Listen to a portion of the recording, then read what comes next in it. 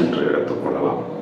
இதை தவிர இவர்களுக்கு 3ஆம் இடத்தில் இருக்கக்கூடிய குரு 4ஆம் வீடுன்னு சொல்லக்கூடிய குரு என்ற கிரகம் உச்சமடையக்கூடிய வீட்டை நோக்கி பயணிக்கிறது. இப்போ 4ஆம் இடம் அப்படிங்கிறது நம்ம பார்த்தோம்னா அர்த்தாஷ்டம குரு என்று எடுத்துக்கொண்டாலும் இந்த குருவுடைய பார்வை பலன் தான் இங்க பிரதானமாக பேசப்படுகிறது.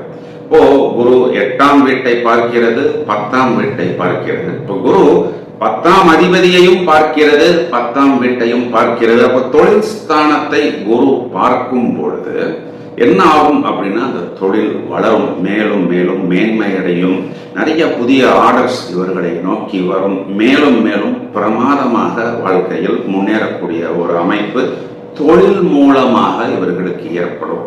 அதையும் தவிர இந்த மாதம் முழுவதுமே மேஷராசிக்காரர்கள் ரொம்பவும் ஸ்பீடா பரபரப்பா இருப்பாங்க. இதுக்கு காரணம் என்னன்னா ராசியாதிபதி செவ்வாய் ராசியை பார்க்கிறார்.